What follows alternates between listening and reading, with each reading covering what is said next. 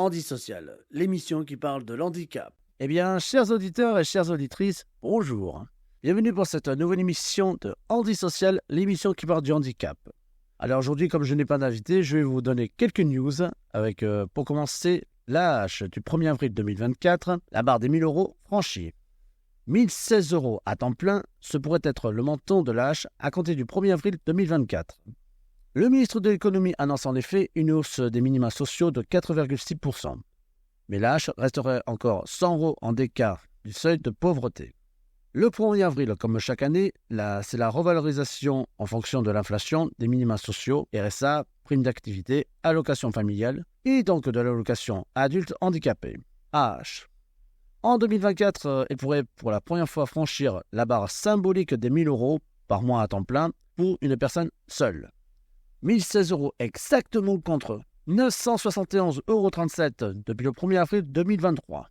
C'est dans un post sur X daté du 27 septembre, confirmant une révélation faite aux Parisiens que Bruno Le Maire, ministre de l'économie, annonçait cette hausse de l'ordre de 4,6%, ajoutant « Nous protégeons les Français contre l'inflation qui devrait être de 5% en 2023, selon les prévisions de l'INSEE. » Cette augmentation concerne également dans le champ du handicap l'allocation de l'éducation de l'enfant handicapé, AEEH, et l'allocation journalière du proche aidant, AJPA.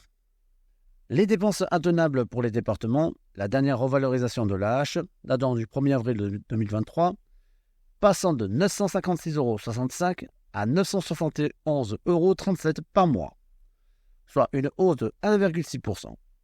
Il faut maintenant attendre que le projet de loi de finances 2024, actuellement en discussion à l'Assemblée nationale, soit voté. Or, certains départements alertent sur le poids de ces nouvelles dépenses sur leur budget, mentionnant notamment l'enveloppe déjà conséquente du RSA, Revenu de solidarité active. La situation est simple, nous ne les avons pas, explique par exemple sur X le président du Nord. L'État nous impose des dépenses mais ne les compense pas, c'est un scandale. En dessous du seuil de pauvreté, pas assez pour le collectif handicap, qui réunit une cinquantaine d'associations, pour qui beaucoup reste encore à faire pour garantir à toutes les personnes en situation de handicap un niveau de vie digne. Victoire historique, la déconjugalisation de l'AH est entrée en vigueur le 1er octobre 2023, mais il appelle à aller plus loin via un chantier de réforme nécessaire à l'indépendance financière de personnes handicapées, avec urgence de revaloriser l'AH au-dessus du seuil de pauvreté. La CNCPH vote à son tour une motion en janvier 2023 pour qu'elle soit portée à ce seuil. 60% de revenus médians, évalués en France à 1 102 € pour une personne seule, chiffre 2019, et réévalués chaque année en fonction du seuil de pauvreté tel que calculé par l'INSEE.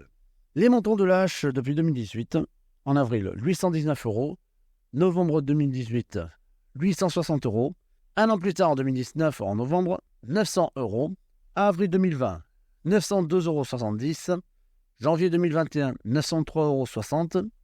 Avril 2022, 919,86 €. Inflation de 1,8% et hausse AH de 1,8%. Juillet 2022, 956,65 €. Hausse exceptionnelle de 4%, destinée à compenser au moins partiellement l'inflation constatée depuis un an. Avril 2023, 971,37 €, hausse de 1,6%. Et bientôt en avril 2024, 1 016 €, hausse de 4,6%. Sans transition, nous passons tout de suite à la deuxième actualité avec le RSA. Pas d'obligation d'activité en cas de handicap. Les bénéficiaires du RSA devront désormais réaliser 15 heures d'activité par semaine. Sauf que ceux qui rencontrent des difficultés particulières en raison de leur état de santé, de leur handicap ou leur invalidité. Les détails de l'amendement LR, il faudrait désormais réaliser au moins 15 heures d'activité, immersion, remise à niveau ou encore formation par semaine pour bénéficier du RSA, Revenu social de solidarité active. L'amendement proposé par les Républicains dans le cadre du projet de loi pour le plein emploi a été adopté le 29 septembre 2023 à l'Assemblée nationale. Les bénéficiaires des aides sociales ont des droits, ils doivent aussi avoir des devoirs, plaide le patron des LR Éric Ciotti sur le réseau social X, anciennement Twitter. Objectif, renforcer leur suivi et leur insertion professionnelle. Certains pourront toutefois en être exemptés, notamment en cas de handicap. État de santé, handicap, parents isolés. On estime à 30% le nombre d'allocataires du RSA avec un handicap notamment psychiques, qui ne remplissent pas pour autant toutes les conditions pour obtenir l'allocation adulte handicapé. Ces nouvelles obligations ont suscité la crainte de certains allocataires, mais le gouvernement tient à rassurer. À leur demande, les personnes rencontrant des difficultés particulières et avérées, en raison de leur état de santé, de leur handicap ou de leur invalidité, peuvent en être exclues totalement, indique l'article 2 de l'amendement 183. Les parents isolés, sans solution de garde pour un enfant de moins de 12 ans, sont également concernés. Pour d'autres, la durée de l'activité pourra être réduite pour des raisons liées à la situation individuelle, sans toutefois être nulle. Et maintenant, nous sommes à la troisième actualité avec le salarié aidant, 10 engagements pour lever les tabous. Via une carte d'engagement avec des grandes entreprises, le gouvernement veut lever le tabou qui pèse sur les salariés aidants afin qu'ils puissent parler plus librement de leurs difficultés et ne pas être pénalisés dans leur carrière. Ce n'est pas évident de se reconnaître soi-même en tant qu'aidant. Il ne faut pas que ce soit tabou. On a tous le droit d'avoir des fragilités, a déclaré le ministre chargé des Solidarités, Aurore Berger. Le 6 octobre 2023, à l'occasion de la journée des aidants, elle a signé une carte d'engagement pour les proches aidants avec de grandes entreprises. AXA, Hermès, Accor, JCDecaux, Bouygues. Limiter l'impact sur la vie professionnelle. Le terme de salariés aidants désigne les salariés qui soutiennent un proche en situation de handicap, en perte d'autonomie ou porteur d'une maladie chronique ou invalidante. Le fait que de grandes entreprises s'engagent, c'est faire en sorte que le climat change dans l'entreprise pour que les gens se sentent moins seuls, qu'on puisse dire tout simplement « j'accompagne un enfant, j'accompagne un parent, j'accompagne mon mari et j'ai besoin qu'on puisse m'accompagner moi ». A-t-elle dit. Et il ne faut pas que ça vienne rompre la vie professionnelle de celles et ceux qui sont confrontés à cette situation. Il ne va pas devoir démissionner, changer d'entreprise. On peut être aidant et mener une vie professionnelle, a ajouté la ministre. 10 engagements répartis en 4 axes. Les entreprises signataires se sont engagées à respecter 10 engagements autour de 4 axes. La première, faire évoluer les représentations liées à la situation des salariés aidants, créer un environnement qui leur soit favorable, éliminer les pratiques discriminantes et à leurs égards et aider au retour d'un salarié parent aidant. Tout le monde est fier d'arriver dans l'entreprise et de dire « je viens d'être papa ou maman ». C'est plus compliqué de pouvoir dire « tu sais, ce week-end, maman est tombée et j'ai été prévenu par un voisin ». C'est beaucoup une question de parole libérée, commente Emmanuelle Livremont, directrice santé et qualité de vie au travail chez L'Oréal, venue signer cette carte. Selon elle, l'engagement de grands groupes bougera forcément les lignes dans les entreprises. Enfin, nous terminons avec la quatrième actualité, tous capables de réussir avec la boulangère. Vous êtes en situation de handicap, à la recherche d'un emploi adapté à vos besoins et à vos envies de pain et de viennoiserie. La boulangère vous ouvre grand ses portes.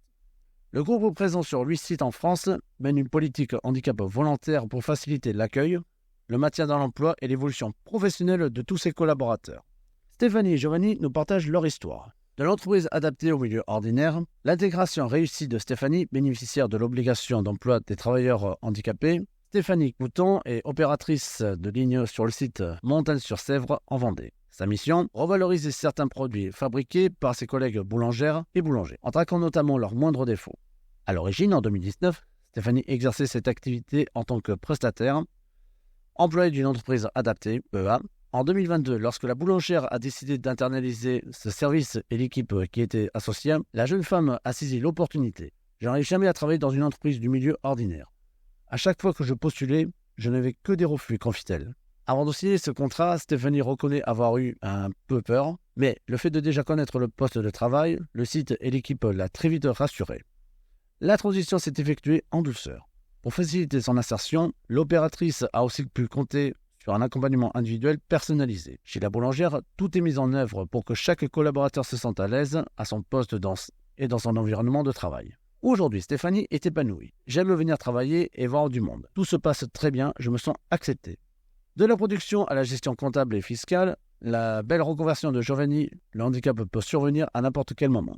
Giovanni Martin était agent de production polyvalent sur le site Val-de-Sanne, en Seine-Maritime.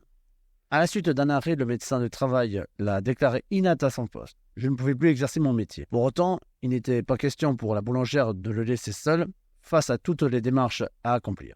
La référente handicap du site a tenu à l'accompagner pour faire reconnaître son handicap, préparer sa reconversion et son avenir.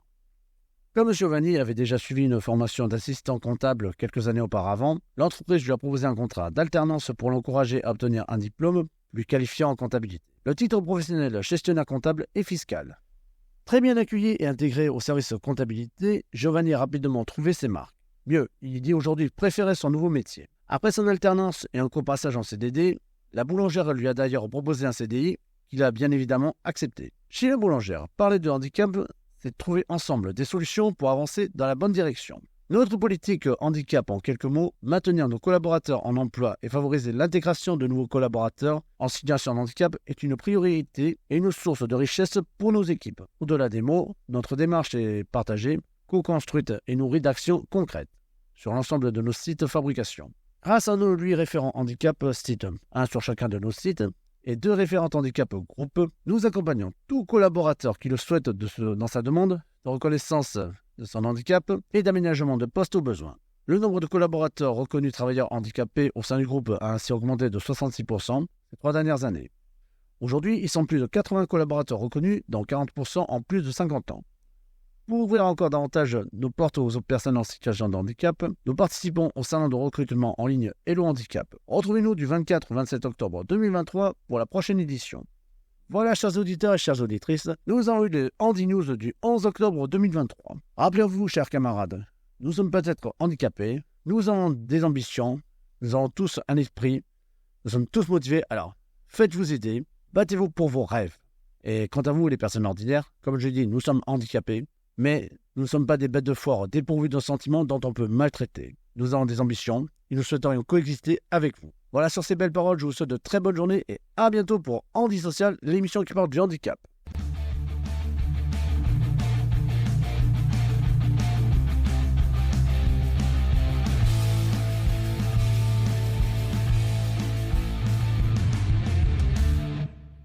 Handy Social, l'émission qui parle de l'handicap.